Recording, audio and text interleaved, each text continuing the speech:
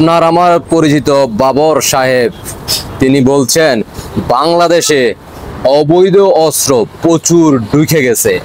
তিনি এখন চিন্তিত, মানে দেশবাসী এখন চিন্তিত, অবৈধ অস্ত্র প্রচুর ঢুকে গেছে। তো আমরা অস্ত্রের বাবার কাছে আমরা শুনতে হয় নতুন নতুন কথা। বাবর সাহেব 2004 সাল 2 এপ্রিলের ঘটনা, 10 ট্রাক অস্ত্রের চালানের যে মূল হুতা বাবর সাহেব আপনি ছিলেন। বাঙালি জাতি ভোলে নাই। তাহলে আমরা শুনে আসি সেই দৃশ্য, আর মুফতি হান্নানের মুখ থেকে শুনি 21শে গ্রেনেড হামলায় বাবর সাহেব আপনারও অবদান কি ছিল। বাংলার জনগণ ভোলে নাই।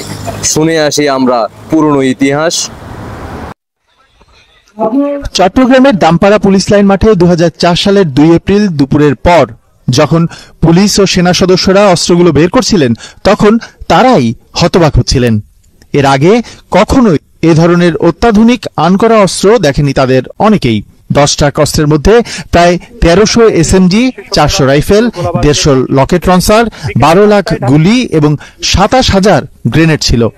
ওই দিন বিকেলে ঢাকা থেকে হেলিকপ্টারে উড়ে গিয়ে তখনকার স্বরাষ্ট্র প্রতিমন্ত্রী লুৎফুজ্জামান বাবরও তার ইতিহাস আলোচনা করেন, তাকে শেষ করে দেওয়ার দরকার। তার কোনো মিটিং আক্রমণ করে তাকে শেষ করতে হবে। বাবর সাহেব বলেন যে হ্যাঁ আমার কাছে গ্রেনেড আছে, 2টা গ্রেনেড ছিল খোলা, আর 10টা 12টা গ্রেনেড। হাসান মুজাহিদ সাহেব, তারপর আপনার ওই হারিফ চৌধুরী এবং আব্দুল সালাম পিন্টু সাহেব এবং হরকতুল জিহাদ ইসলামের আমির মাওলানা আব্দুল সালাম সাহেব। 21 আগস্টের হামলায় তিনি কিভাবে যুক্ত হলেন এমন প্রশ্নের জবাবে জানান, তারা এই পরিকল্পনায় যুক্ত হন ওই মাসের 18 তারিখ।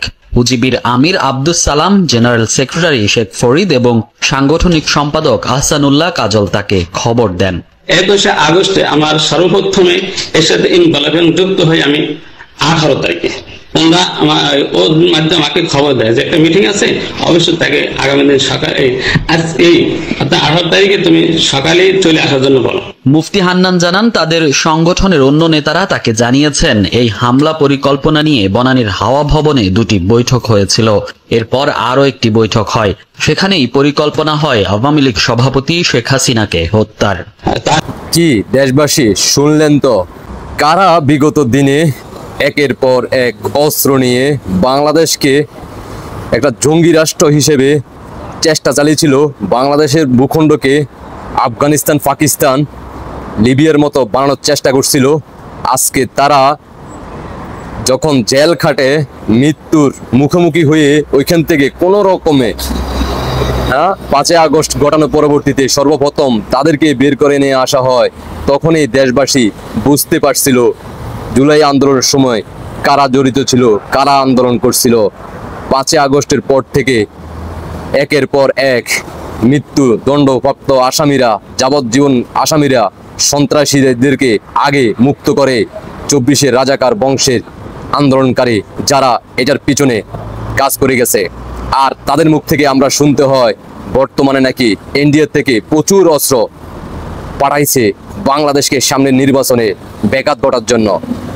বাবর সাহেব জেল থেকে তো বাইর হইছেন, ভালো মন্দ খান, বউ বাচ্চা নিয়ে ঘোরেন, কারণ কখন আবার মাননীয় প্রধানমন্ত্রী শেখ হাসিনা দায়িত্ব বুঝে পায়।